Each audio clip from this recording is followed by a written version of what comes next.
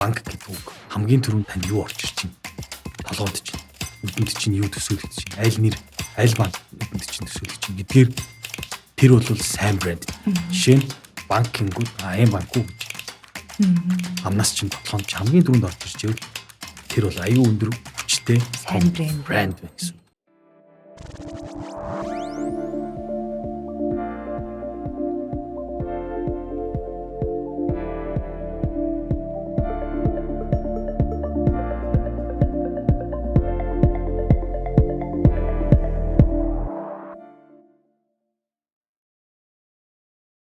Сягийн өдрийн тэмдэглэл подкастаа үзэж байгаа бүх үзэгчдээ энэ өдрийн мэндийг хүргэе. Яг одоо бид бүхэн студиэсээ цоо шинэхэн дугаараа эхлэхэд бэлэн болсон байна.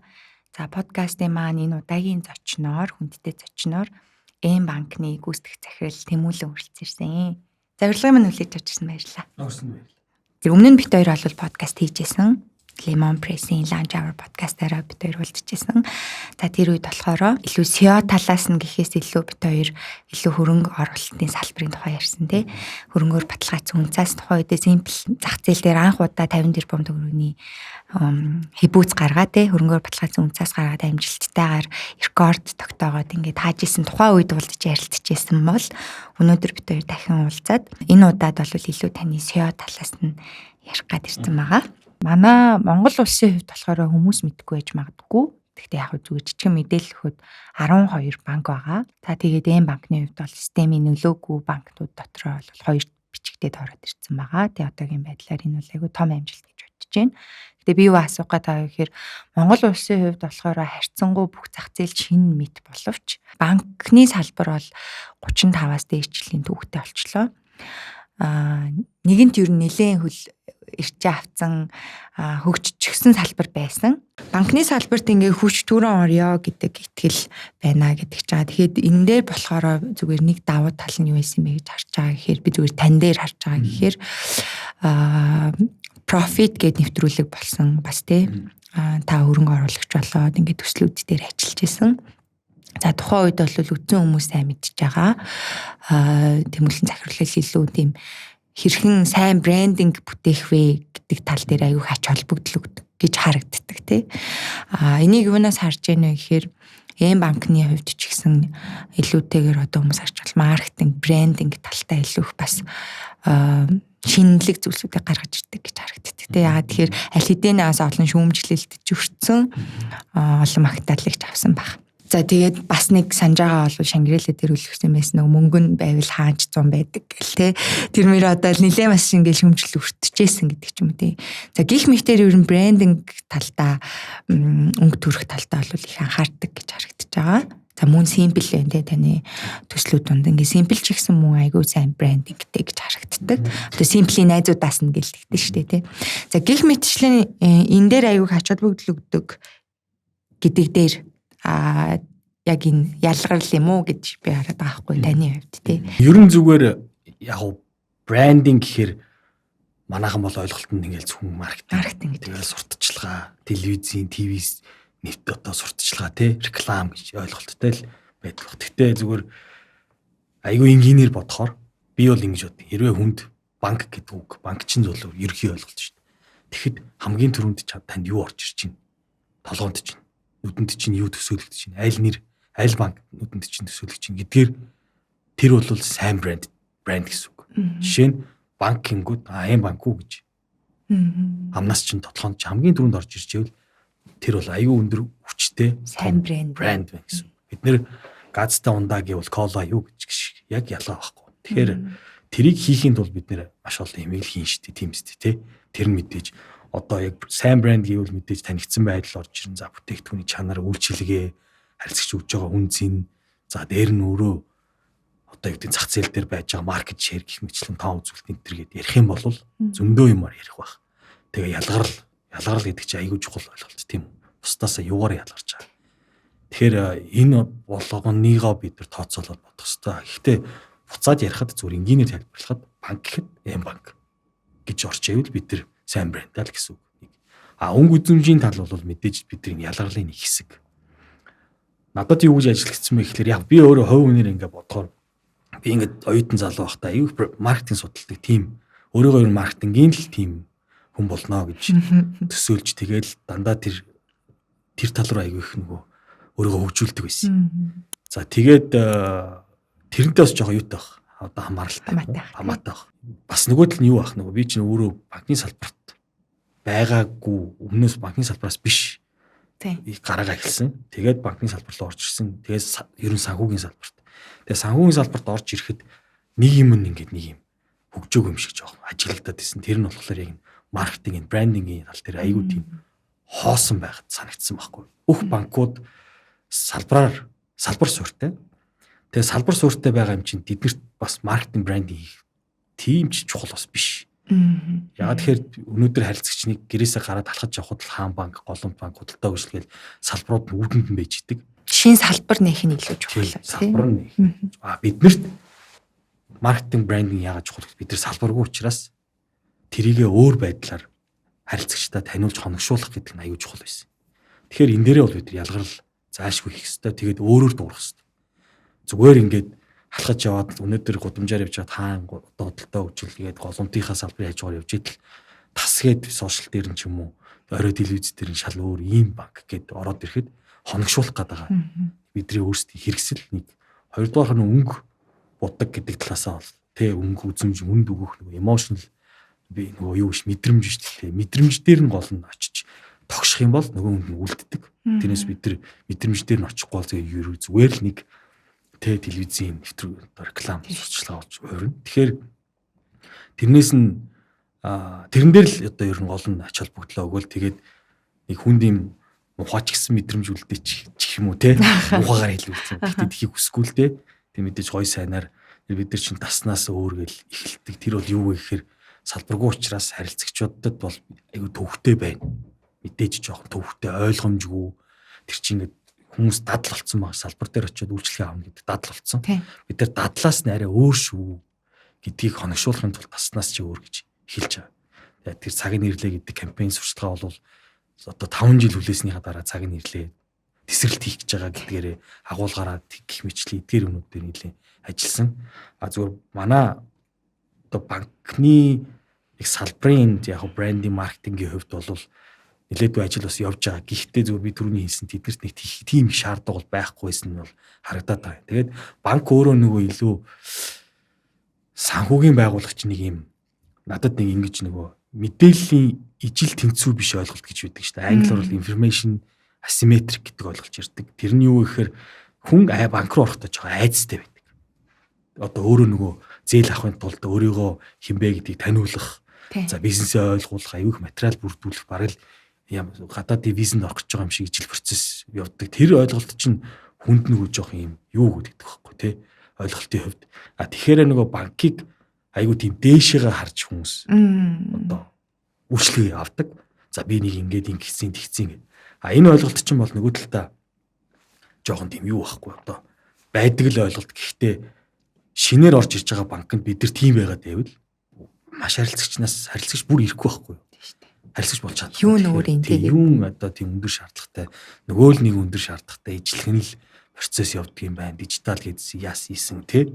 Энэ асуудал үүсэн. Тэгэхээр бид нар анханасаа дахиад нөгөө найз нь бай, жоохон ойрхон бай, илүү ойрхон очие гэдэг талаас нь өөрсдийнхөө позишн гэж ярьдаг шүү дээ. Өөрсдийнхөө зах зээл дээр байршуулж байгаа.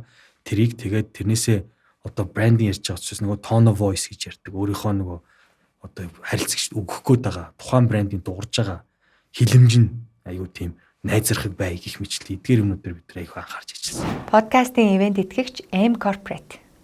M Corporate уламжлалт банкны үйлчилгээнээс гадна яг танай байгууллагын санхүүгийн хэрэгцээнд тохирсон технологийн шийдлийг санал болгодог. Танд хэрэгцээ байгаа бол тэдэнд тохирох шийдэл нь байж л байгаа. Хамтдаа холыг төтлөн M Corporate. Энэ л хойно нэлийн том ажил болсон гэж хараад байгаа шүү. Энэ брендинг, сайн брендинг те яг цаг нэрлээ гэдэг сурталчилгаа жишээ нь айгуу том маркетинг юм шагнал хүртсэн те тухай те. Гэх мэтчлэн яг шүүмжлэлд өртөжсэн ч гэсэн адилхан ингээд нөгөө шагнал авч ийсэн ч юм уу ингээд нэг юм бүгд л зоригтой хүрээд яваад байсан л гэж харагдаад байгаа тийм банкны хувьд. За энэ дээр бас мөн одоо жишээ нэг шинэлэг юм байгаа. Энийг бас би хүмүүст танаар хариулчих гэж бодоод байгаа. Одоо бид нэр мэддэг болцсон ер нь ихэнх нь мэддэг болоод баг хилээ заншиж байна. UG Arena тий бидний мэддгээр бид нар бол одоо M-Bank Arena гэдээ баг хилээ заншчих шиг боллоо.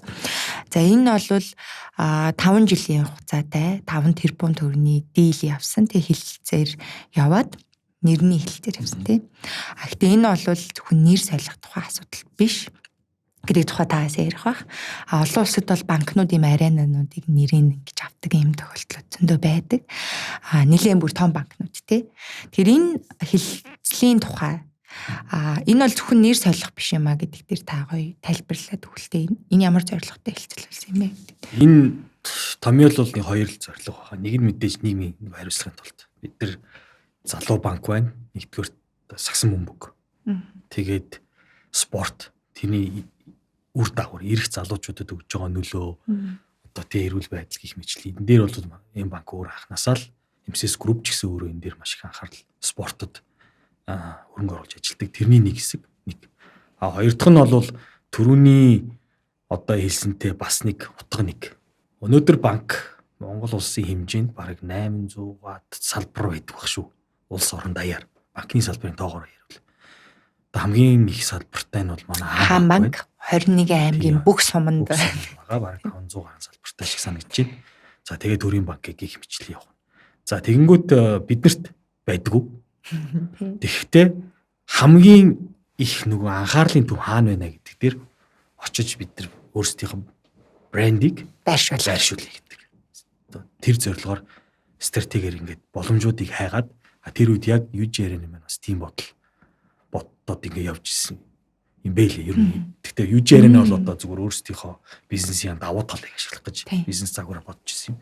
Тэгээд би тэд ярьж байгаад ер нь ингээ одоо сагсан бөмбөг бол ингэтлээ хөгжиж байгаа. Ирээдүйн ч гэсэн аюу гэгээлэг юм байгаа учраас тэгээд одоо Монголд хамгийн хүзэлтэй спорт сагсан бөмбөг дараа нь бүх ордог. Тэгэхээр сагсан бөмбөг рүү бид нар нэгэнтээ ингэж орсон юм чи нэг мөсөн хоръё. За тэгээд олон улсад нөгөө байдаг маркетингийн нэршлийн маркетинг гэж ярьдаг шүү дээ. Тэрийг бид нар хийж үзье. Хийгээд үзье. Тэгээд UG-ийн бид нэр тоог харсан жилийн хүмүүсийнх нь урсгалын тооны 200 орчим мянга урсгал. За дээр нь тэр чинь зөвхөн сагсан бөмбөгөө дагж байгаа шүү дээ. Дээр нь тэр дотор шинэ жил одоо арга хэмжээ одоо арга хэмжээ зөндөө юмнууд болж байгаа. За тэгээд энэ болгон дээр нэгдүгээрт манайх дуурах юм байна. Хоёрдугаарх нь одоо тэнцээ болох арга хэмжээний тикет сурчлага болгон дээр M-Bank Arena гэж явна. Гэх мэтчлийн эдгээр ингээд ирэх давуу талууд нь айгүй их байсан. Тэгээд тэрийг ер нь л хийгээд үзье. Монголд анхдаа хийгээд үзье. Тэгээд эн чинь өөрөө нөгөө дахиад нөгөө маркетингийн брендийг үүсгэж байгаа хоногшуулах гэдэг нэг хэрэгсэл болгож хийж байгаа юм.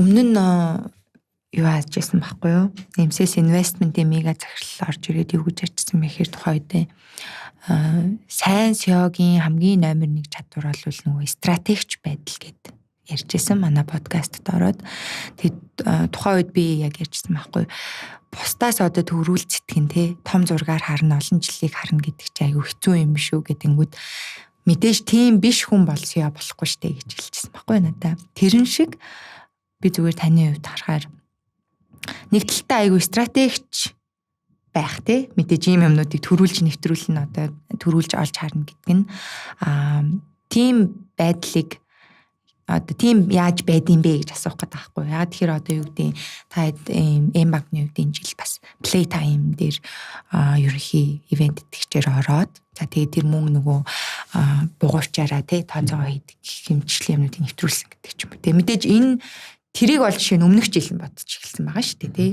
Дараа жил яг ингэн гэдэг ч юм уу тий. Иймэрхүү одоо холыг харсан стратегч байдал нь өөрөө зориг юм уу, судалгаа юм уу, одоо тухайн SEO-гийн онцлог юм уу гэдэг ч юм уу тий. Таны хувьд хэрхэн тэгж стратеги хардсан юм бэ? За энэ бол мэдээж нөгөө хоёр талтай л байна л да. Нэгдүгээрт нөгөө хэрвээ тухайн SEO-гийн өөрийнх нь баримтлах бодлого за хийх арга барил за тэгээд бодож байгаа алсын хараа гэх мэт юмнууд маань өөрөө ийм юмыг шинээр хийх одоо жоон disruptive mindset гэх юм уу тэгж ярьдаг шүү дээ. бус гадаа юмыг ингээд гадуур сэтгээд зах зээл дээр юг өөрөөр хийж болох. Яагаад түүвэх хэвээр тий түүээгээд ингээд явдаг сэтгэлгээгүй бол энэ ажил бас нэгдүгээр явахгүй. Нөгөө талдаа энэ бол нөгөө соёл байхгүй юу? Би бол манай соёл нь ийм гэж би бол хэлнэ. Манай банкны нэг давуу тал болохоор бид залуучдын амирыг сонсдог. Тэднийхээ ажлыг хийх урмыг нь юу хийх гээд байгааг нь амар сайн ойлгох гэж ер нь хичээдэг. Тэгээд анхнаасаа л эдгээр ярьдаг байсан. Яг хэдүүлээ бид нар өөрсдөө харилцагч нар, банкныхаа өөрсдөө харилцагч нар. Тэгээд тэрийг зах зээл дээр ийм л байгаасаа гэж хүсэх юм бол ямар бүтээгдэхүүн гаргах байсан бэ гэдэг агуулга ер нь аюу их маа дээр байдаг. Тэгээд саналууд гаргаж ирдэг. Явахгүй саналууд гарч ирнэ. Гэхдээ зарим нь бол үнэхээр хийх ёстой юм шиг үзээд алдах ёстой. Тэгээд яг бидний ингээд нөгөө барьдаг зарчим нь тэгжээж бид нөгөө зах зээл дээрээ ингэж нөгөө харилцагчаа маркет ширээ өсгөх ийм боломжууд үүсгдэг. Тэгэхээр манай яг соёл бол өөрөө тийм нэлээд тийм ажайл гэж ярьдаг шүү дээ. Одоо монголоор тэр үг нь буухгүй болох л та. Томьёолж чадахгүй бах. Илүү технологи суртай компани. Банк мөртлөө технологи суртай компани соёлоор ер нь бид нар өөрсдийнхөө үйл ажиллагааг явуулдаг. За тэгэхээр та бүхэн бүгдээрээ мэднэ технологи суртай компани гэхээр мэдээж нэг санаа орж ирнэ. Тэрийгээ хийн, гүйцэтгэн, туршина, тестлэн. Тэгээ зах зээл дээр амжилттай бол тэрийг өргөжлүүлээд дахиад сайжруулад явдаг. Тэгээ бид нар тэрийг бол яг тэр соёлоороо маш олон бүтээгдэхүүн жижиг том бүтээгдэхүүнээс хав жижиг одоо аппликейшнээр гардаг нөгөө юм фичрүүд өгдөг шүү дээ. Тэр өмнөдийг туршиддаг, хийдэг. За сүүлдээ бүр нөгөө манай харилцагч нар ч гэсэн дандаа гомдолдог юм. Танах ямар их ингээд апдейт хийдэг юм бэ? Шинжилэл хийгээд идэх юм бэ гэдэг. Гэхдээ тэрийг би ерөөсөө нөгөө одоо буруу гэж боддгоо. Энэ зүгээр нөгөө суудсан дадал байгаа даа байхгүй юу? Бусад банкны аппликейшнүүд ерөөсөө шинжилэл хийдэггүй. Тэгээ банкны аппликейшн шинжилэл хийнэ гэхээр хүмүүсийн нөгөө хүлээлт ойлголтоос зөрүүтэй. Бид нар бол технологи дээр суурилсан учраас одоо технологийн аппликейшнүүд бол маш их шинжилэл хийдэг. Дандаа шинжилэл сайжруулалтууд хийж идэг. Тэгээ тэрний цаана аюу олон ажлууд явдаг, сайжруулалтууд явдаг, үн цэнтэй юмнууд ч гэсэн орж байгаа, шинэ том бүтээгдэхүүнүүд ч гэсэн орж ирж байгаа. Тэгэхээр тэрийг би бол харьцагч нараас одоо хүсэж хүлээгээсэй гэж би бас хүсдэг зүгээр. За дахиад юу хийчих вэ гэж тий эдгээр юу өөрчилж юу шинжилж вэ гэдэг ямар бүтээгдэхүүн яваад ороод ирв гэж хүлээдэг байгаасаа гэхээр энэ бол ерөөсөө технологийн нөгөө манайх банк бол банк гэхдээ технологийн дээр суурилсан банк учраас бид нэр эдгээр өөрчлөлтүүдийг хийх ёстой. Ийм бүтээгдэхүүний замналаар ажиллаж ээж өөрсдийнхөө зах зээлийг байршлаа одоо брендаа бүтээж байгаа. Тийм учраас энийг хийхэд тулд нэг соёлоо шал өөрөөр хийсэн. Тэгэхээр одоо технологи дээр суурилсан стартап хийдэг залуучууд бүгд мэдж байгаа шүү дээ. За нэг ийм айдиа энэ хийгээд зах зээл дээр гаргая, унах нь унахгүй юу, ингэхгүй гэхгүй гэдэг юм дээр бид нар бол маш сайн ажилдаг. Гэхдээ мэдээж банк учраас одоо арайч тэгж хамаагүй бас яаж болохгүй. Гэхдээ судалгаа хийж байгаа л инерцээрээ одоо play time-ийн бол дахиад нөгөө бидний ярьдаг таснаас нь арай өөр шийдэл. Гэхдээ энэ бол олон улсад байдаг л шийдэл. Илүү харилцагчтай бол илүү convenience нөгөө илүү давуу талыг үүсгэж байгаа хгүй. Нэг одоо шийдлэр төлбөр тооцоо бүх зүйлээ хийгээд аваад явах боломжтой ийм бодол юунууд хийж гинэ гэд. Тэгээд харилцагч нар бол амар happy сэтгэл хангалуун байсан гэж би харж байна. Подкастын зохион байгуулагч Монголын хамгийн том аудио номын сантай платформ M-Book. Энэ дээр нэрээ бас зүгээр нэг хүмүүст зөв мэдээлэл өгчүүл тийм. Хүмүүс нөгөө нэг одоо жишээ нь банкыг хэрхэн ашиглах болтын гол бизнес модель нь юу вэ гэл гайхдаг шүү дээ тий. Яг та түрүүн цухас дурдсан банкны үндсэн бизнес модель бол тэртээ зээлийн их усүр татах тий мөн зээл олгох гэдэг иймэрхүү юмнуудыг бол дурдсан. Би банкны хувьд бол банк гэлтгүй банкны хувьд бол яг үндсэн иргэдэд үйлчлэгээс гадна хамгийн том цаана явж байгаа зүйл бол том хөрөнгө оруулалтууд тий том зээлийн их усүрүүд том ийм харилцагч нар тий байгууллагууд ч юм уу иймэрхүү юм дээр төвлөрөө явж идэг. Тэгэхээр энэ дээр зүгээр та энгийнээр банк бол яг ийм бизнес модельтэй юм аа тий бизнесээ ашгаа ингэж болд юм аа гэдгийг зүгээр тайлбарлаад өгч ивэл нэг талдаа тэр том нь үргэлжлүүлээд зүгээр гэхдээ банк бол илүү иргэд рүү төвлөрөөд байгаа шалтгаан нь илүү шинэ банк гэдэг утгаараа залуу хүмүүс рүү ч юм уу нэг тийм хэрэглээний зан төлөвт нь бас нөлөөлмөр байгаа гэж харагддаг өгдөг байхгүй юу те ингээд банк гэдэг зүйлийг ойлгох ойлголт хэрэглэх хэрэглээний тэр зүйл рүү юу нөлөөлмээр байгаа юм бэ гэдэг ийм хоёр юмыг хэлээд өгчээ. Би бас өмнө нэг ярилцлагандаа бас хэлжсэн тэр нэг point юу одоо өнцөг нь юу байсан бэ гэхээр хүмүүс банкн дээр очиод зүгээр зээл чи өөрөө зээлээр л ярил л да зээл чи банкны хамгийн том гол бүтээгдэхүүн учраас банк өөрөө зүгээр нөгөө нэг хэрэгсэл байхгүй юу том зургаараа бид нэр байшин худалдаж авах гэж банкн дээр очдог эсвэл машинаа солих за бизнесээ өргөжүүлэх тэгэхээр тэрийг бүтээхэд нь одоо тусалж байгаа хэрэгсэл тэрнийхээ төлөө шимтгэл орлого авч байгаа л бизнес загвар банк нөгөө талдаа тэрийгэ санхүүжүүлэхийн тулд энэ талдаа илүү одоо их усрын илүүдэлтэй нэг хэсгээс эсвэл олон улсын байгууллагаас аваад энэ талд нь хэрэгцээтэй хүнд нь дамжуулж өгч байгаа. Мөнгөний дамжуулж өгч байгаа. Буюу надад одоо бизнесийн ашигтай байгаа бизнесийн байгууллага та банкн дээр их усрээ тавиад энэчнээс их усрын одоо бусад их усрүүдэд хойлно шүү дээ чинь тий гаднаас их усруу авчирна. Тэрийгээ энэ талдаа Тэмүүлэн гэдэг хүн арай одоо томсох гээд надад 100 сая 200 сая төгрөгийн зээл хэрэгтэй байна гэхдээ тэнд нь өгч байгаа. Тэр дунд нь л ингэж зохицуулж өгч байгаа. Тэгэхээр эннээсээ олдог гол их зорилготой. Тэгэхээр банкны мэдээж бизнес загвар бол мэдээж одоо хүүгийн орлого буюу зээлээс гарч байгаа хүүгийн орлого. За тэр нь иргэн байгууллага жижиг дунд хинч байж болно те тэрнээс авч байгаа бүх үеийн орлого шимтгэлийн орлого бол үйлчлэгээ үзүүлсний шимтгэл. За бид нар мэднэ банкуд бол нэг ATM дээр шимтгэл авдаг, гүйлгээ хийж байгаа учраас шимтгэл авдаг их хэмжлийн эдгээр юм. Тэгээ шимтгэлийн орлогоос бүрдэж байгаа. За дахиад нөгөөх бизнес загвар бол treasury гэж ярьдаг. Одоо хөрөнгийн удирдлага. Хөрөнгийн удирдлага. За хөрөнгийн удирдлага дээр бид нар мэдээж байгууллагууд чинь за өнөөдөр надад доллар хэрэгтэй байна. Надад евро хэрэгтэй байна. Яа би гадаад төлбөр тооцоор юм. Дахиад тэрний хэрэгцээтэй. Тэрэн дээр бид нар арилжаа хийж өгч байгаа банкуд чинь тэрийг арилжиж өгч харилцагч нартай юу өгдөг шүү дээ. Тэгээ ийм ичлэн ингээд 3 ерөн загвараас орлогоо бүрдүүлдэг ийм л одоо загвартай модельтэй. Тэгээд тэрний нөгөө талдаа энэ бол айгүй тийм одоо ерөнхийлүүл. Тэгээд түрүүний буцаад нөгөө point руугаа буцахад төлбөр тооцоо гэдэг чинь бол айгүй том бас юу байхгүй тий. Одоо хүмүүсийн хэрэглээ. Одоо манай банкн дээр би буруу бодоогүй бол хамгийн сайн харилцагч нэг 40-өөс 46-аас 45-аас 50 удаа банк руугаа ордъё. Өдөрт логин хийж ордъё. Тэгэхээр 50 удаа орж нэг үйлчлэгээ аваад байна да гэсэн үг шүү дээ. Чинь нэг салбар руу 50 удаа орж байгаа ямар ч ялгаа байхгүй. Тэгэхээр тэрнийхээ дараа тэр чинь өөрөө үйлчлэгээ үзүүлж байгаа байхгүй. Тэгэхээр тэр нь чинь төлбөр тооцоо хийж байгаа. Өнөөдөр би одоо Тэмүүлэн хин нэгэн рүү мөнгө шилжүүлнэ гэдэг чинь би үйлчлэгээ үзүүлж байгаа. Тэрнийхээ шимтгэлийг авч байгаа. Энэ мөрчлөнгийн шимтгэлийн орлого гэдэг юм явж байгаа. Нөгөө талдаа бид нар чинь одоо ингээд өдөр кофе худалдаж аавна. За хоол захиалж идэнэ. Өдрийн хоол эсвэл хүнсээ цуглуулна гэдэг өдөр тутмын хэрэглээ юмнуудыг ингээ харахаар эн чинь бас нэг үйлчлэгээ байгаа шүү дээ тий. Тэгэхээр давуу тал бидний үүсэх гэдэг юм нь юу вэ гэхээр банкны зээл харилцах хадгаламж төлбөр тооцооны үйлчлэгээ байгаа. Гэхдээ цаана түрүүний хэлсэн анхдагч зорилго байгаа шүү дээ. Би хоол захиалах гэсэн, хүнсээ цуглуулах гэсэн, машина бензиний хийх гэсэн. Гэх мэт энэ анхдагч юмруудтай холбох гэж бид нар хичээдэг. Тийм ч учраас манай аппликейшн дотор айгүй их нөгөө өөр банкнд байдаггүй мини апп байгаа тийм. Мини апп байгаа эсвэл бүр ингээ интеграц хийсэн бүтээгдэхүүнч байгаа. Тийм.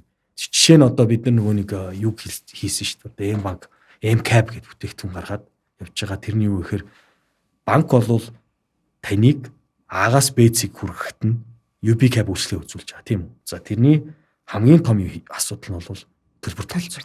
Энэ төлбөр тооцоог нь бид нэр UB-Cab-тай хамтраад тэр бүтээгдэхүүнийг нэг болгоод за тэгээд харилцагчтай ямар давуу тал үүсгэж болохыг гэхээр 200 төгрөгийн дискаунт өгөх. Километр тутна. Гэдэг чинь өөрөө саяны миний хэлээд байгаа нөгөө банк бол одоо хэрэгсэл тэгээд анхдагч хэрэгцээнд дээр нь очиж одоо үйлчлэл хамтдаа сервисээ нийлүүлээд тэгээд давуу тал үүсгэх гэдэг. Ингүүл одоо бидний суураараа банкны үйлчлэгээ маань хүрж ийна гэсэн үг. Яг том зургаараа. Энэ дээр бид нар давуу тал үүсгэх гэж өөрсдийнхөө бизнес загварыг аягүй их одоо томьёолдог. Өөрөөр бид нэр өөрийгөө илүү нөгөө лайфстайл гэж ярьдаг шүү дээ. Илүү амьдралд ойрхон тэр бүтээгдэхүүнүүдийг аваачих ёстой л гэдэг тэр агуулгаараа. Тэгэхийн тулд зах зээл ямар өөрчлөлт шифт хийж ийн вэхээр маш олон бизнесүүд өөрөө энэ цахим шилжилт рүү ороод те такси барих гэдэг чинь гадаа зогсоод гараа өргөдөг юм болцсон байна. Тэгээ хоол хүмүүс энэ их төвжэн дунд хоол аюух захиалж иддэг болсон байна. Гэртээ хүнсээ цуглуулдаг болсон байна. Эдгээр юмнууд чинь ингээд өөрөө өөрчлөгдөөд ингээд явж байгаа учраас энэ болгон дээр чинь нөгөө банк аюу том үүрэгтэй. Тэгээд тэрний арталтан байж яа гэдэг агуулга явж байгаа. Подкастын ивент итгэгч Европын холбооны стандартыг бүрэн хангасан Монгол орны онгон нагшин байгалийн эрдэс тус Via Millenia. Би яагаад бизнес моделийн тухай асуусан бэ гэхээр одоо жишээ нь ийм банкны хувьд банкны ихэнх үе те ихэнх үедээ тотогтон 3 жил болж байгаа. Тэгээд ихэнх үе гэхэд бол маш их зардал өндөртэй байгаа. Яагаад гэж хэлж байгаа вэ гэхээр 24 оны одоо жишээ нь та зөвхөн буцаа олголтондоо 2 тэрбум төгрөг өгсөн ч юм уу те. Одоо ихэнх үйлчлэгийг чинь шимтгэлгүй байдаг ч юм уу. Тэг ингээ ялгарлууд гарч байгаа. Гэтэл хүн гайхах нь штэ тийм ч одоо ямар их юм өгөөд ингээ болоод идэм болов гэж. Гэхдээ би бол яг таныг айгу урт хугацааны нэг хөрөнгө оруулалт гэж харж ингэж бүхлээрээ хийсэн байх л гэж бодож байна л та. Тэг жишээ нь ихэнх үеийн алдагдлуудыг болвол урт хугацаанд энэ ийм өгөөж өгнө гэдэг ч юм уу те. Энэ нь өөрөө эргээд хэрэглэгчдэд ийм зан төлөвийг суулгана, ийм ойлголтыг нөөцлөнө гэдэг ч юм уу. Иймэрхүү байдлаар хөрөнгө оруулалт болов гэж би зүгээр харж байгаа. Гэхдээ та өөрийнхөө өнцгөөс тайлбарлаач. Яг нөгөө бизнес эхэлж байгаа учраас за мэдээж эн чинь бид нэр зах зээл дээр байршин, тэлэн, харьцагчийн баазаа нэмэн. За харьцагчийн баазыг нэмхийн тулд зөвхөн бүтээгдэхүүн үүсгэчээд за одоо харьцагч маань шууд ашиглаад эхлэх байхаа гэдэг. За одоо шууд хэрэглэе хийж болохгүй. Тэрийгэ мэдрүүлнэ, ашиглуулах гэж бид тэр зорино. Тэгээ хэрэглүүж үзүүлжиж тэгжээж давуу талыг ойлгуулна. Тэгэхээр тэр чин агуулгаараа нөгөө энэ зардал байгаа байхгүй тий. Тэрийг ингээ за одоо харилцагчийг нэмэгдүүлэх гэх юм уу да. Бид нар харилцагчаа нэмэгдүүлэх дараа нь харилцагчаа одоо авч үлдэх customer acquisition, retention гэдэг ойлголтууд байдаг шүү дээ. Тэдгээр агуулгаараа манайх бол одоо 3 жилийн хугацаанд харилцагчийнхаа баазыг тэлж байгаа ийм яг үе дээрээ явж байгаа ийм л одоо банк байхгүй тий. Тэгэхээр тэрний төлөө хийсэн бүтээгсэн энэ давуу талуудаа мэдрүүлэхийн тулд гаргаж байгаа зардлууд л гэж бид нэр харах хэрэгтэй харж байгаа. За тэгээд ер нь зүгээр банк одоо яг санхүүгийн өнцөг талаас нь бизнес талаас нь харах юм бол энэ бол нөгөө томорж иж өөрөө ашигаа урт хугацаанд ашигтай болдог тийм бизнес. Маш олон харилцагчтай болж иж тэр харилцагч нарт нь хэрэгжилж иж ашиглаж иж тэгжээж өөрөө ашигтай болдог тийм бизнес. Тэгэхээр бид нар өнөөдөр нэг 50 мянган харилцагчтай байгаад энэ их зардлыг гаргаад байвал энэ бол бизнесийн хувьд бол маш хэцүү бизнес байхгүй. Тэгэхээр зах зээл дээрээ илүү их олон харилцагчтай болж иж энэ одоо юу ашиг руу ордог тийм бизнес учраас маш богино хугацаанд олон харилцагчтай тэр болохын тулд маш их өгж байгаа техник хөрөнгө оруулалт хийж байгаа. Тэрийг татахын тулд харилцагчаа нэмэгдүүлэхийн тулд хийж байгаа бидний нөгөө дахиад маркетингийн зардал гэх юм уу? Би яг зочдоосоо юу гэж асуудаг гэхээр ерөөдөө болвол альва нэгэн амжилттай явж байгаа шионерийн хувьд те ямар нэгэн одоо карьерийнхаа их үед ч юм уу нэг юм рол модель гэж ярьдэн штэ бид нар те ямар нэгэн хүнээс үлгэр дуурайл авдаг ч юм уу те эсвэл ямар нэгэн хүнээс итгэж үгийн сонсдог ч юм уу ийм байдаг. Таны хувьд бага насны хувьд ч байж болно те эцэг таны анхны ментор ч юм уу рол модель байсан байж болно. Эсвэл бол карьерийн их үед байсан ч байж болно те. Карьерийн их үеийн за ерөн зүгээр их үеийн таны хамгийн үлгэр дуурайл авдаг рол модель тань хэн байсан юм бэ? Тэгээд тэндээс сурсан таны хичээл юу байваа? Ер нь л нөгөө манай гэр бүлийн одоо уур амьсгал хүүхэд байхад л одоо манай ерөөсөө л бизнесийн тийм хийдэг тийм орчинд өссөн гэж хэлж болно. Тэгээд манай гэр бүл дотор бол аюу амжилттай бизнес хийж байгаа хүмүүс зөндөө байгаа. Тэгэхээр тэр хүмүүсүүдийг л одоо харж те. Тэгээд ингэж болдгийм байна, тэгж болдгийм байна. Тэр одоо яриа тэр гэр бүлийн орчинд л өссөн учраас би бол гэр бүлийнхнийгаа одоо ээж аавыгаа ах эгч нарыгаа бол өөрсдийг нь миний рол модель л гэж хэлнэ. Тий. Тэгээд тэднэрээс авсан сурсан одоо хүмүүжил тэгээд тэрийг хүний хүмүүжил гэр бүлийн хүмүүжил гэдэг чинь одоо сүүлийн би бодоод тахт альва зүйлийг хийх, эрсдэл хийх, ирээдүг харах, бодох, чиглүүлэх, хүнтэй ялангуяа хүнтэй харилцах хандлага гэдэг юм дээр маш их өндөр одоо ач холбогдол өгдөг юм байна гэж харагдаад идэв. Тэгэхээр тэр л одоо хамгийн том рол модель болсон болов уу гэж бодож байна. За мэдээж нэр дурсвал тэгэл MCS Group өөрөө аюу том соёлтой. За тэр маань бол очрол зэрхлээс ирсэн өөрийнх нь арга барил соёл байдаг.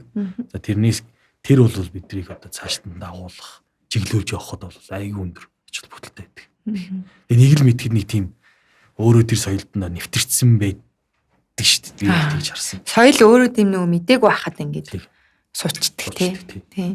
Подкастын ивент тэтгэгч Кафе Верняно. Та сая яг хэлж гин одоо соёл ингээд судаг гэдэг. Тэрэн шиг гэхдээ альва компани соёл бол гүйцэтгэх захиралтайгаа ерөөс салшгүй холбоотой байт юм лээ. Таны хувьд компанида ямар соёлыг суулгахыг хүсэж байна? Яг уу MCS-ийн том одоо тэр бүх үнэт зүйл одоо юу гэдэг тэрнээс гадна тий зүгээр хувь хүнийхээ хувьд би бол компанида нэг ийм соёлыг үлдээх хүсэж байна гэвэл. За соёлыг ингээл томьёолохын тулд одоо яг зүгээр номороо бол бид нар тэгэл нөө арын шин принципл те values mission гэх зөндөө юмнуудыг томьёолдог шүү дээ. Бас ярааныхаа стратеги юмнуудыг. За тэр бол мэдээж байлгүй яах вэ? Дээр нь би түрүү хэлсэн манайх илүү технологи суртаа учраас технологийн арын шинтэй тим одоо соёлтой компани болохыг хүсдэг.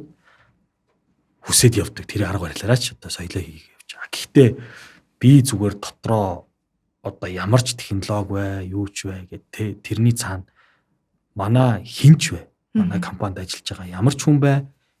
Энэ минийх одоо биний бизнес шүү гэдэг. Одоо миний өөрийн бизнес шүү гэдэг тий ажил шүү. Жоо эзний сэтгэлгээ гэж асуу. Сэтгэлгээр хандаасаа гэдэг соёлыг л би хамгийн гол суулгамаар байдаг. Тий тэхийн тулд нөгөө залуучуудыг аюу сонсдог. Аль болох тэр хүний хэлгээд байгаа. Одоо ингэж болдгоо юм уу, тэгж болдгоо миний ингэчмээр байна. Тэр альва болох зүйлүүдийг би сонсхийг аюу хичээдэг. Тэгэхээр тэр болгонд бүгдийг чадахгүй. Гэхдээ тэгээд сонсдог өөрийнхөө нөгөө сувгуудыг маш сайн бэлдэж өгөх хэрэгтэй шүү дээ, тий. Процессын сувгуудыг тэр нь одоо удирж байгаа багууд, удирдлагууд маань аюу сайн сонсдог. Тэр нь урагш дэшегаа мэдээлэл болж ирдэг. Тэр одоо сувгаа аюу сайн хийхэд болж байгаа. Цаг жоохон байгуулагдсан байсан байна. Би тэрийг мдээгүй зөндөө асуултаа суугаад байсан чинь за энэ дээр энэ номоо бол зайлшгүй нэг дуртай шаардлагатай байгаа. Тэгэхээр энэ бол бидний одоогоор энэ подкастаа одоо хийж байгаа шалтгаан маань байгаа тий. Гүйцэтгэх захирлын өдрийн тэмдэглэл энэ ном байгаа. Яг үргэлжлүүлээд бид нэр бол энэ номыг үл хамааран бас сайн янартай ингээ ярилцаад явж байгаа. Тэмүүлэн захирлын үед бид нэр яагаад ирсэн бэ гэхээр нэгдүгээр ч юу нэг яг цаг үеийн хувьд бол сайн зочин байсан, урмаар байсан, би ярилцмаар байсан. Хоёрдугаар гэх юм бол энэ номон дээр анх санал тавьсан хүмүүсийн нэг орчуулаач гэд тээ. Гэхдээ яг нөгөө нэг завгүй цагийн хуваар шалтгаалаад л номонд оролцож чадаагүй байгаа. Гэхдээ бол тэмүүлэн захирлын үед энэ номоо бол танилцсан байгаа гэж бодож байна. Таны хувьд яг энэ дотор бол 32 өөр саяанууд орчуулсан байгаа. Тэгээд эндээс хууль болгоо айгүй чухал онцлогтой. Тэгээд танд таалагдсан хууль байвал бас бидэнтэй хуваалцаач. Тэгээд энэ номоос яг үнний хэлэхэд би айхтар сайн танилцаж бол амжаагүй. Гэхдээ би нөгөө яг подкастын бол аягүй сонсдог. Миний бараг хамгийн их сонсдог тийм подкастуудын нэг. За тэгээд нөгөө агуулга нь өөрөө дандаа хүний өөрийн дотоод одоо юу ордог шүү дээ. Ороод тэрийгэ бизнес тухайн амжилт хийж байгаа бизнесийн одоо CEO-нор амжилттай яваа хүмүүсүүдтэй ингэж яагаад гисэн гэдэг чаленжлаад яваад идэх нь л аягүй таалагддаг. Тэгэхээр яг хөө ер нь одоо явж тэгээд түрүүний чиний ч гэсэн поинтер гарч штэ соёл гэдэг чинь SEO-тойгоо уялдаатай гэдэг юм байлээ гэх мэтлэн хүн өдөрт чинь тэр хүн тухайн бизнесийг залж аваа.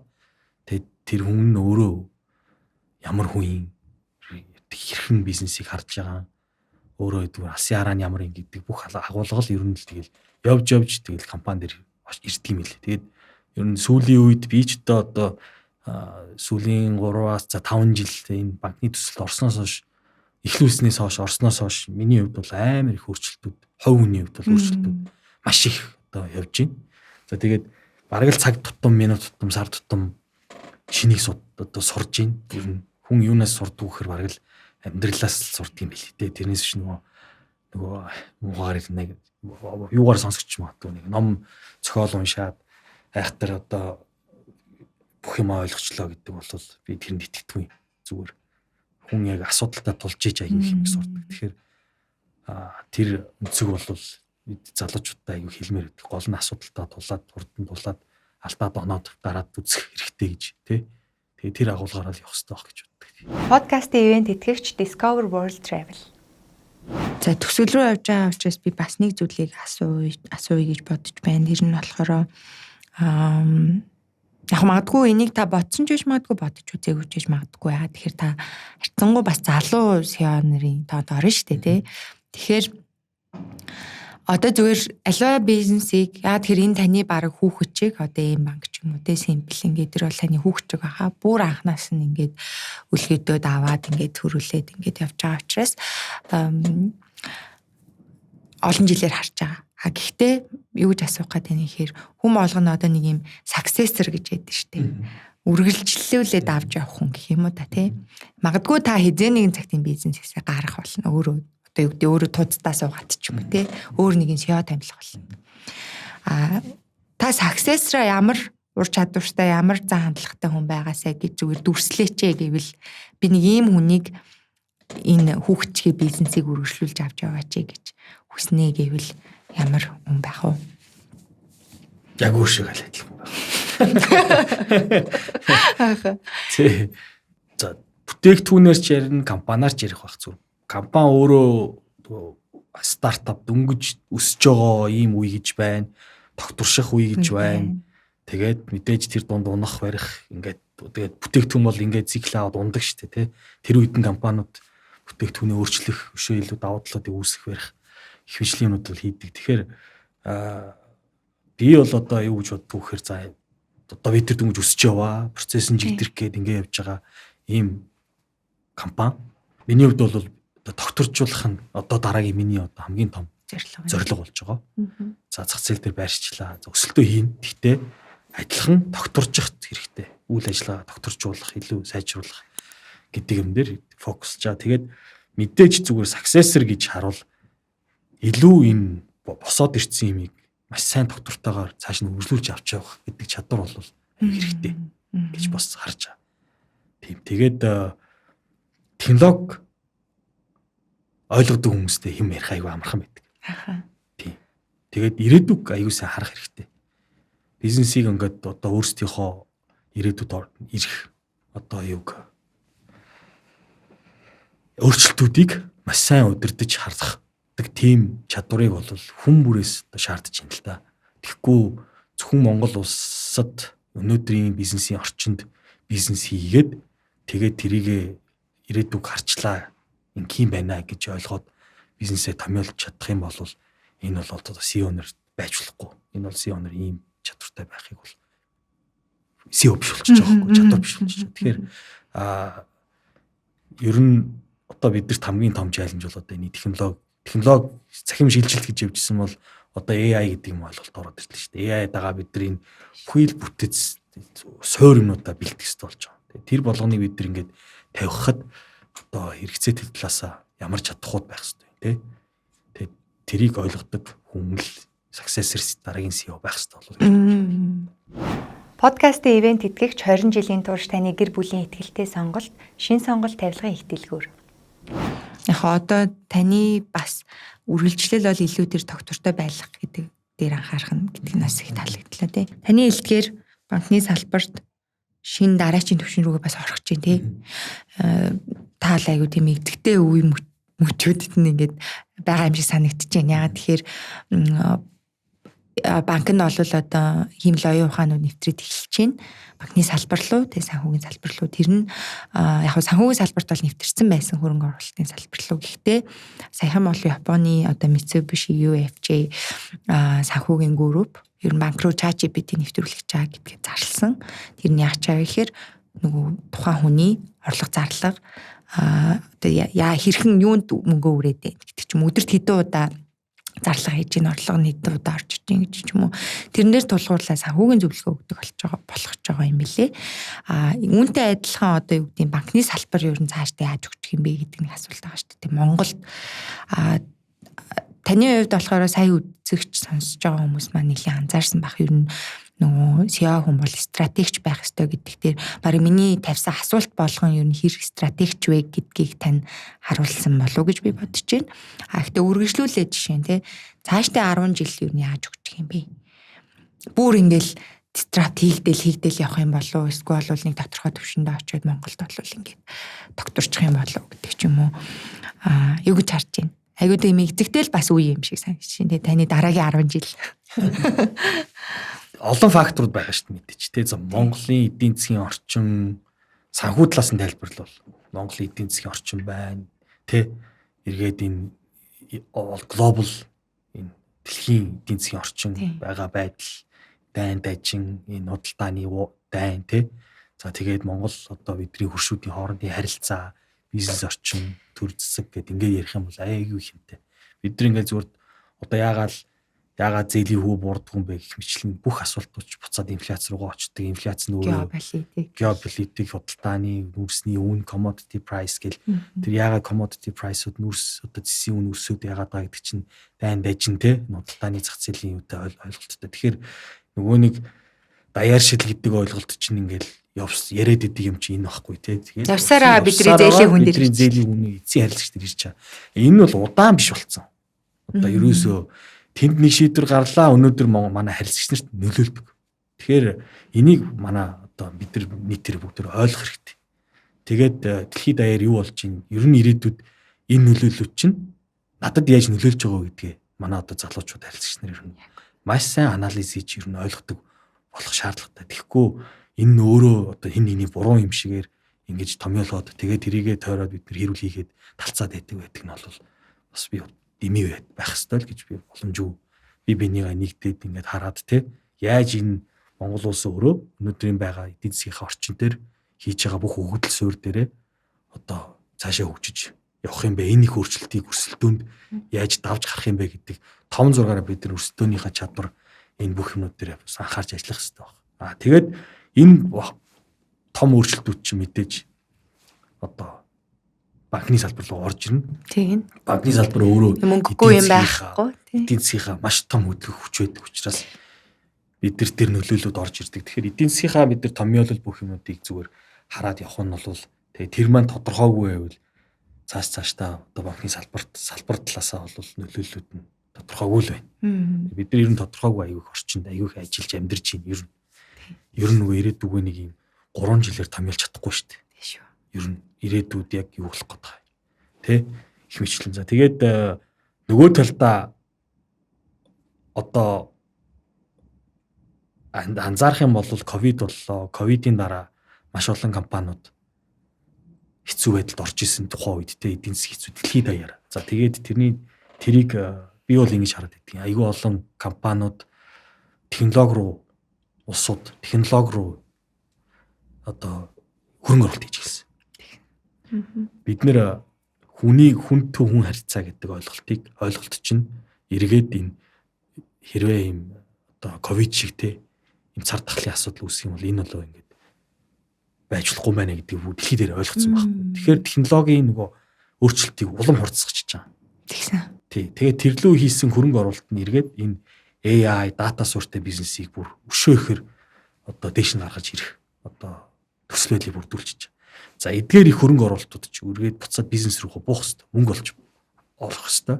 За мөнгө олж орохын тулд бүх салбар руу орж ирнэ.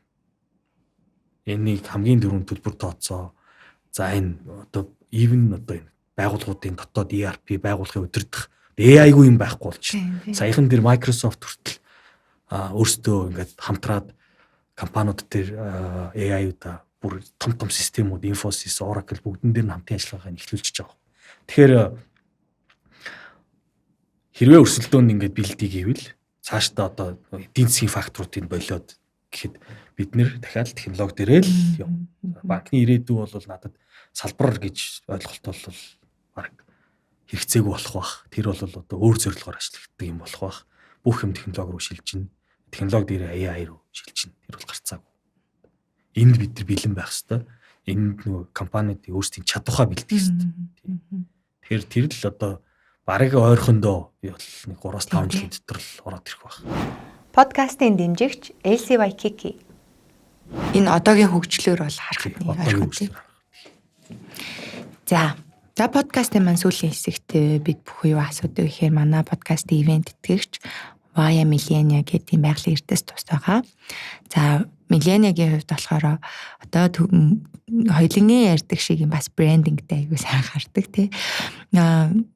Untouched Car гэдэг юм компанид ажил өрнүүлдэг. Энэтэй холбоотой бид нар зочдоосоо таны Untouched Car буюу олон хүний мэддэггүй тэр сонирхол авиас бизнес юу ч хийж болно. Тийм юм юу гэдэм бэ? Би айгүйх энэ асуултыг асуучаад хэлдэг. Манай үдчихэж байгаа хүмүүс бас яах юм бол интүвшин гишүүн ирээд бүр бидэрт бол туйл хайсан тий алтай магтаал гэдэг ч юм уу тий ийм авьяасаа жишээ нь үзүүлсэн гэдэг ч юм. Юу ч хийж болно. Айгүй жижиг юм байж болно. Цуглуулдаг юм байж болно. Тэгээ бидний мэдхгүй зүйл юу байна таны? Ер нь тийм юунд туртай, деталь юм туртай. Ер нь бол өөрөө би л дандаа тийж боддتي. Тэгээд нэг сонин зүгээр одоо надад нэг юм суусан нэг юм юу идэх байхгүй. Одоо дадлах юм уу? Би энийг хийх туртай. Тэр нь өөрөө ингээд үндч гисэн айгу юу яадаг вэ? Бодлоо ингээд зэгцлэхэд яа. Тэр нь юу гэхээр би айгу гутал харчилтий. Тэгээ гутлыг цуглуулдаг. Сонин ягаад чи одоо их нартаа гэр бүлийнхаа хүнтэй битээр ингээд маргалтахаараа чиний гутал чинь хэрээс гарлаа шүү гэх тээ. Нэг хүн ичнээ гутал хэрэгтэй ингээд хөвчлэн юм тэр айгу их маргалдаг байхгүй. Тэгээд би бол одоо юу гэдгийг нэг дулаархаар нэг хүүтрэхээр бүх гутлуудаа одоо манай хүүхдүүд ч гэсэн мэднэ гаргад зүр тавьж байгаа. Бүгдийн тослолт. Тослоо суудаг. Тэгээд ингээд аюу олон одоо гутал яадаг. Нэг тэр нэг деталь суурьтай дуртай баг. Дуртай нэг ягаад чи нэг тийм юм суудсан санагдчих. Дээр хүүхэд багт нэг бас нэг манай нэг ах байсан юм аа нөө цэрэг бакал тослол. Тэгээ нүуний ингээд хороом тослол тэгээ ингээд ороож жогоод тэгээ өмсдөг тэр надад амар гой санагдчихсан баг. Нэг тийм. Тэгээ гэрт ингээд хөдөө бүгд бах чинь юунд явуулцдаг. Манай эмээгээ дагуулад бид чи яг их сэлэн идэрлөө очиж байдаг. Тэгэхэд ингээд бакал өмсч хороом өмсч заах нь надад амар гой санагдаад. Би яаж бакал хороомтой болох вэ? Яаж ийм бялгар гуталтай болох уу гэдэг л надад тэр аяг их нүдээс юм. Тэрийг гой тослох уу гэдэг. Тослох уу гэдэг. Тэгээд би аяг их тийм сонирм болгоход тийм. Тэгээд цаганд аяг дуртай. Хүүхд багтаа ерөөс. Цаг аяг их сонирхдаг. Тэгээд тэр чинь ихтэй жоохон ингээд хэрэгцээгээ дагаад өстө хүнд хитэн цаг хэрэгтэй, олон цаг хэрэггүй шүү дээ. Тэгээд тэр мөрийг бодоод юу яадаг юм шүү. Бас арай жоохон багасаад байгаа. Гутлал багасахгүй байна. Гэтэ та гутлаа одоо юу гэдгийг тослоо цуухтай ч юм уу жоохон бясалгал шиг юм шүү тий. Магадгүй. Ингээл тэндээ ингээл тийм деталь болох нь. Хүн ингээ нэг жоохон өөр деталь дээр анхаарахаараа бусад юмнаас хайчдаг шүү дээ. Тархиа жоохон амраагаал тий. Сонирхолтой л юм байна. Бас бидний мэдгүй юм байна угаасаа. Подкастын хамтран ажиллагч Sennheiser брендийн албан ёсны дистрибьютор Global Smart Solution. Global Smart Solution нь Sennheiser брендийн мэрэгжлийн болон энгийн хэрэглээнд зориулсан аудио тоног төхөөрөмжийг Монголд албан ёсоор нийлүүлдэг. Студ, подкаст, тайз дэлгэцийн хэрэглээ, систем интеграцийн шийдлүүд гээд аудиотой холбоотой бүх төрлийн шийдлийг нэг дороос авах боломжтой. За, подкастын маань хамгийн сүүлчийн хэсэг энд жижигхэн юм хард дэвтэр байдаг. Энэ хард дэвтэр дээр зочид маань дараагийн зочдоос асуулт асуудаг байгаа. За, танаас болохоор говь караван сарай гэд амралтын газрын захирал Нинжин гэд эмэгтэй асуулт асуусан байна. За ингэж асуужээ. Та бас дараагийнхаа зочноос асуулт асууна. Тэгээд энэ асуулт бол зөвхөн тэр дараагийн зочны төгсгөл хэсэгт л мэдэгддэг. Зочноо би мэдх юм. Дараагийн зочноо. Мэдхгүй.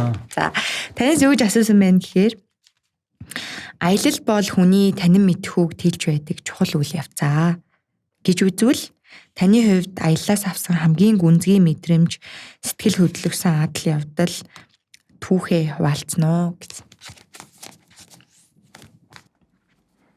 Би ч аялах аягүй дуртай л да. Тий 100 одоо ер нь нэгэд хэрвээ юу тий ажлаа солиод өөр ажил хийх үг гэвэл би баг аялагч болно л гэж бодож байгаа. Хий тойрох.